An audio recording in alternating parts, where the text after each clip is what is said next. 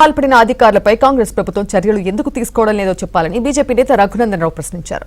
సోమేష్ కుమార్ భార్య మీద 25 ఎకరాలు రిజిస్టర్ అయిన వ్యవహారంపై కేసు ఫైల్ చేయలేదని అన్నారు. లోపాలున్న ధరణి ప్లేస్ లో భూమాత ఇంకా ఎందుకు తీసుకురాలేదో చెప్పాలన్నారు. నిర్ణయాలు తీసుకోవడంలో కాంగ్రెస్ ప్రభుత్వం ఊగిసలాడుతోందని అన్నారు రఘునందన్ రావు. టీఆర్ఎస్ ప్రభుత్వ హయాంలో శ్మశానాలు అమ్ముకున్నారని చెప్పినాం. No sound. అధికారంలోకి వచ్చినాక రీసౌండ్ లేదు, యాక్షన్ లేదు. ఎంఆర్ లో తెలంగాణ రైతుల భూములు పోతున్నాయని అంతంత ఎత్తగిరినాం తెలంగాణ ఉద్యమంలో. 10 ఏళ్ల తెలంగాణ సర్కార్లో ఎంఆర్ ప్రాపర్టీస్ గానే ఉన్నాయి.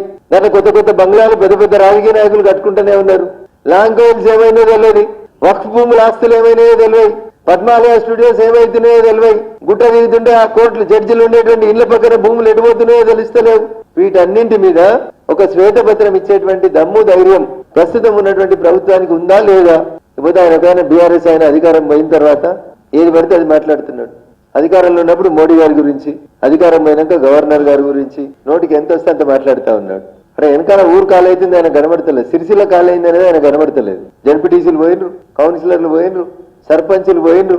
5 ఏళ్ల వరకు ఆయన వెనకాల ఎవరు ఉండే పరిస్థితి లేదు. సందర్భోచితం లేకుండా ఏది పడితే అది మాట్లాడితే ప్రజలు తిరస్కరిస్తారు. ఇప్పటికే తిరస్కరించారు. తెలంగాణ ఉద్యమంలో 14 ఏళ్లు మీ నాయనతో కలిసి పనిచేసినోని ఒక్కని కూడా మీరు గుర్తించలే, గౌరవించలే, సముచిత స్థానం ఇయ్యలే.